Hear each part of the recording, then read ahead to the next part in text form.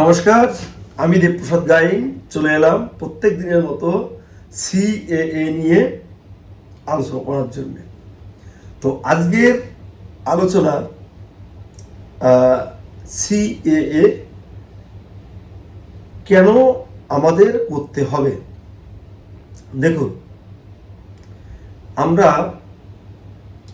বিগত এই 3 বছর ধরে প্রত্যেককে বলে যাচ্ছি যে সিএএতে আবেদন করুন। কেন বলে যাচ্ছি?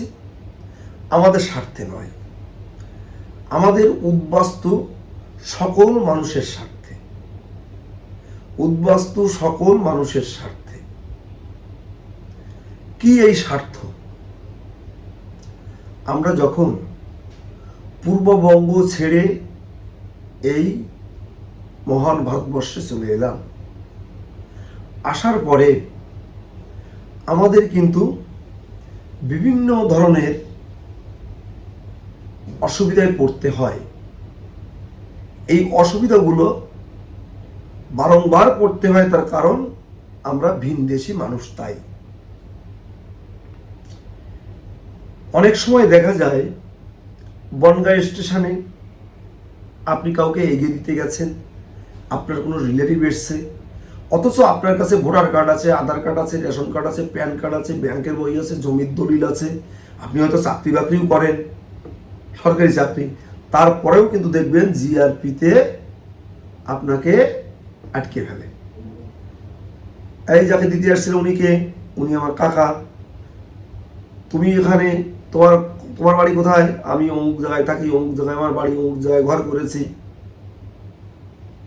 দেখি কি কাগজ আছে? এই যে ভোটার কার্ড, এই আধার কার্ড, প্যান কার্ড, কোন দালাল দিয়ে করেছে? এইবার দেখবেন যে আপনাকে নিয়ে নির্দিষ্ট একটা ঘরে বা কোনো জায়গায় বসিয়ে রাখে, আর সারাদিন ধরে আপনার একটা ডিল হয়। হতে হতে সন্ধ্যা হয়ে যায়, রাত হয়ে যায়, রাতকারে হয় কাউকে চালান দিয়ে যায়, তার মানে ডিল ফিল হওয়ার পরে কিছু টাকা পয়সা দিয়ে আপনারা চলে আসেন। আপনি যখন পাসপোর্ট করতে যান তখন কি হয়? তখন আপনাকে ডিআইবি যখন ডাকে, দেখবেন ওদের খোঁজল থাকে, তাদের দিয়ে ডাকিয়ে তারা সরাসরি কিছু বলে না, ওদের দিয়েই বলায়। কি বলায় আপনারা জানেন যারা পাসপোর্ট করেছেন। আপনার ছেলে বা মেয়ে যখন চাকরি পায়, পাওয়ার পর যখন বাড়িতে ভেরিফাইতে আসে, তখন কি কি ঘটনা ঘটে আপনারা আমার থেকে বেশি ভালো জানেন। তাই এই সমস্ত সব কিছু বন্ধ করতে গেলে আপনাকে কিন্তু সিএএ করে তার মাধ্যমে নাগরিকত্ব সার্টিফিকেটটি নিতে হবে।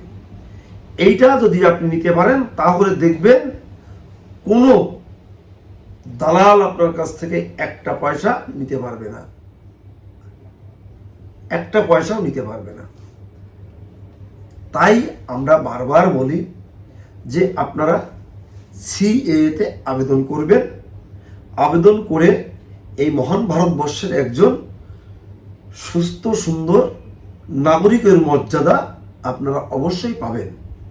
এই দেশের মহান সরকার এই সুযোগটি কিন্তু দিয়েছে। এখনো যারা জল মাপছেন, এখনো যারা ভাবছেন সিএটা করব কি করব না, দিদি তো এই বলেছিল, দাদারা তো ওই বলেছিল, এগুলো এখন অতীত, ভুলে যান। কোনো দিদি দাদা কেউ কিন্তু আমাদের কিছুই করে দিতে পারবে না। অনেকে দেখেছিলেন অমুক জায়গায় না খেয়ে ধর্নায় বসেছিল, অনেকে 2-3 কিলোমিটার হেঁটে লং মার্চ করে চটি ছিঁড়ে ফেলেছিল, তাও কিন্তু এসআইআর বন্ধ করতে পারেনি, সিএএ বন্ধ করতে পারেনি। আগামী দিনে এনআরপি বন্ধ হবে না, এনআরসিও বন্ধ হবে না। কারণ ভারত সরকার তার পার্লামেন্টে নির্দিষ্টভাবে আইন এনেছিল যে 2014 সালের 31 ডিসেম্বর এর ভিতরে ভারতে বাংলাদেশ, আফগানিস্তান এবং পাকিস্তান থেকে হিন্দু, বৌদ্ধ, খ্রিস্টান, শিখ, জৈন, ফর্সি এই 6 সম্প্রদায়ের মানুষ যদি এসে থাকে, তারা ধর্মীয় অত্যাচারে যদি চলে আসে বা বিভিন্ন কারণে এখানে চলে আসে, তাদেরকে নাগরিকত্ব দেওয়া হবে। সেই নাগরিকত্বের বিভিন্ন ক্যাটাগরিও আছে, তার ভিতরে আমি এখন আর ঢুকতে চাচ্ছি না।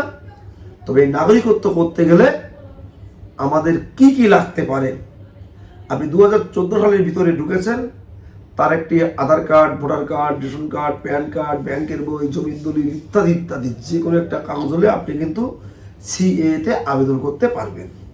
আর এখানে যে কোনো একটা মন্দির থেকে ধর্মীয় সার্টিফিকেট আনতে পারবেন।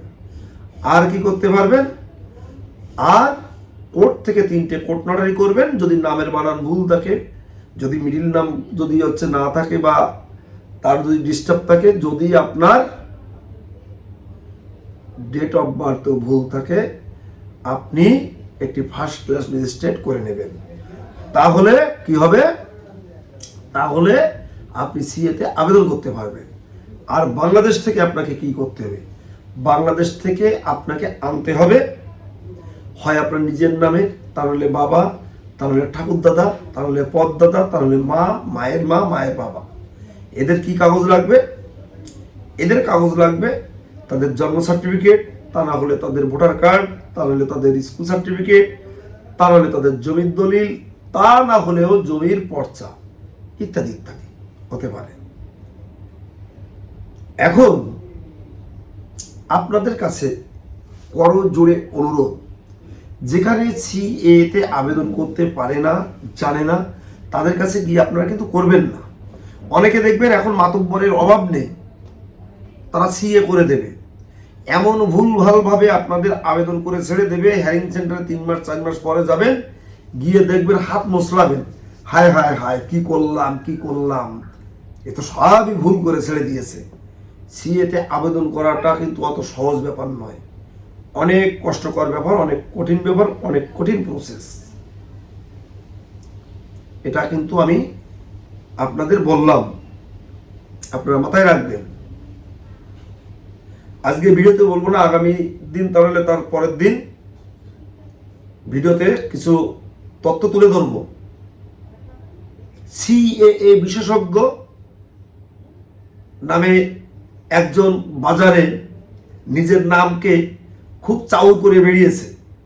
সেই বিশেষজ্ঞ এখন লোকের কাটি দিচ্ছে, দেখছি তার ব্যাপারটাও আমরা দেখছি যে কত বড় বিশেষজ্ঞ আর কত বড় উনি নেতা ধরে আছে, সেটা আমরা অবশ্যই দেখব, ছাড়বো না।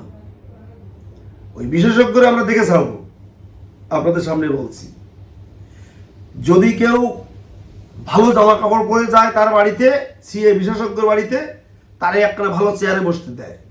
আর যদি একটু জামা কাপড় ময়লা টয়লা গরিবগুলো মানুষ যায়, তাদের কাগজগুলো ছুঁড়ে ফেলে দেয়। আমাদের সামনে অনেকবার করেছে, প্রচুর লোক এসে আমাদের কাছে এ ধরনের কমপ্লেন করেছে, মানুষের সাথে চরম দুর্ব্যবহারও করেছে। এবং আজকেও একটা ছেলের সাথে দুর্ব্যবহার করেছে এই সিএ বিশেষজ্ঞ। এই সিএ বিশেষজ্ঞ মানুষকে লেলিয়ে দিচ্ছে, তার কারণ তার দুর্ব্যবহারের কারণে তার ত্রিসীমানায় লোক ঢোকে না, কেউ যেতে চায় না। এই সিএ বিশেষজ্ঞকে আমরা শিক্ষা দেব, আপনাদের বললাম। ইনি কত বড় বিশেষজ্ঞ আমরা দেখে ছাড়ব। বদমাইশি উনি করছে বহুদিন ধরে, দেখবেন বাড়িতে বসে ওই অমুক নেতা তমুক নেতা এনে উনি মাতব্বর সাজে। হ্যারিং সেন্টারে যে প্রত্যেকদিন ডিস্টার্ব হয়, প্রত্যেকদিন মানুষগুলোকে ঘাট ধাক্কা দিয়ে বের করে দেওয়ার মতো পরিস্থিতি করে, সেখানে গিয়ে মাতব্বরি করে না, দেখে কোন নেতা আছে, কোন নেতার পোঙা শোকা যায়, তাই করে বেড়ায়, আমি একখান টিকিট পাবো এই জন্যে। এই মাতব্বরকে আমাদের দেখা আছে, উনি কত বড় বিশেষজ্ঞ আমরা দেখতে চাই। সেদিন তো টেনে ওই এক নেতার ধারে নিয়ে গেছিলাম, সেখান থেকে সিএ বিশেষজ্ঞ হয়েছিল। কোন নেতার ধারে নিয়ে গেছিলাম আগামী ভিডিওতে বলবো, সেই নেতার সামনে দাঁড়িয়ে বলবো যে ওই বিশেষজ্ঞকে টেনে সেদিন নিয়ে আসার পরে তারপরে এই অফিস সেই অফিস, এর কাছে ওর কাছে ধর্ণা ধরে বেরিয়েছে। সেগুলো আমিই করেছি। আজকের দিন পর্যন্ত কয়েক হাজার মানুষ নয়, কয়েক হাজার মানুষ, লক্ষ্য বললে ভুল হবে, কয়েক হাজার মানুষ আমার সাথে যোগাযোগ করেছে, কথা বলেছে, এবং প্রচুর লোককে সহযোগিতা করেছি আমাদের মাধ্যম দিয়ে। কয়েক হাজার মানুষ সার্টিফিকেট পেয়েছে, এবং প্রত্যেকটা জেলায় আমরা ক্যাম্পের ব্যবস্থা করেছি। আপনারা যারা আমাকে ফোন করেন প্রত্যেকটা জেলার খবর আমি দিয়ে দিই, অবশ্যই আপনারা জানেন। নদিয়াতে গৌতম দা আছে, সেই প্রথম থেকে গৌতম দা করে আসছে। আমাকে একদিন বলে যে ওনাকে কোথা থেকে চিনেছো, তার বাড়িতে নিয়ে গেলাম আমি, উনি আমারে বলে ওনাকে কোথা থেকে চিনেছো। সয়নি ওই যে পহেলগাঁওতে